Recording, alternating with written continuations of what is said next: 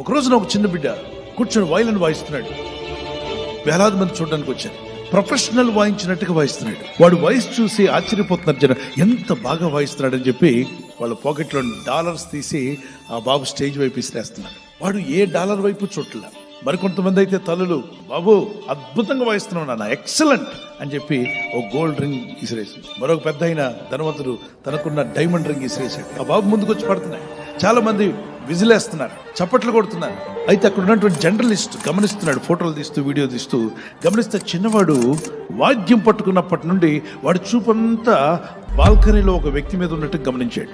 ఇన్ని వేల మంది ఉన్నా ఎవరి వైపు చోట్ల అది గమనిస్తున్నటువంటి జర్నలిస్ట్ వచ్చి అడిగాడు లాస్ట్ లో, చిన్న నీవు వైలెన్ తీసుకోగానే నీ దృష్టి ఒక వ్యక్తి మీద ఉన్నట్టు నేను గమనించాను. నీవు వాయిద్యం వాయించి అయిపోయేంత వరకు ఆ వ్యక్తి వైపు చూస్తున్నావు, ఎవరతను అంటే ఆ బాబు చెప్పాడు, is my master, is my master, ఆయన నాకు నేర్పించాడు.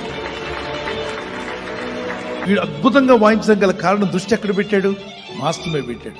ఒకవేళ మీరే ఆ బాబులాగా వాయిస్తుంటే మేము డాలర్స్ తీసేస్తే మీరు ఎటు చూస్తారు? పక్కన అంకులు జాగ్రత్త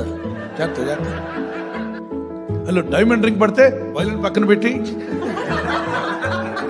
అది అంటే అప్పుడు ఏమైనట్టు? డీఫోకస్డ్, ఒక ఫోకస్ లేని జీవితం. ఎప్పుడు అద్భుతంగా వాయించగలిగాడు? మాస్టర్ను చూస్తున్నప్పుడు. మన జీవితాల్లో మనల్ని పొగిడే వాళ్ళు కొందరు ఉంటారు, తిట్టే వాళ్ళు కొందరు ఉంటారు, విమర్శించే వాళ్ళు కొందరు ఉంటారు, కొందరు ప్రోత్సహించే వాళ్ళు ఉంటారు, కొందరు కావాలని పొగుడతారు. నువ్వు బాగుండాలంటే, నీ జీవితంలో ముందుకు సాగాలంటే, ఈ నూతన సంవత్సరంలో అద్భుతమైన వాటిని నువ్వు సాధించాలంటే విమర్శలు పట్టించుకోవద్దు, నిన్ను పొగిడే పొగడ్తలు పట్టించుకోవద్దు. నీ దృష్టి అంతా కూడా నువ్వు ఎక్కడికి వెళ్ళాలనుకున్నావు, ఏం చేయాలనుకున్నావు, ఏం అచీవ్ చేయాలనుకున్నావో దాని మీద నిలుపు. Your ability to focus determines your ability to succeed.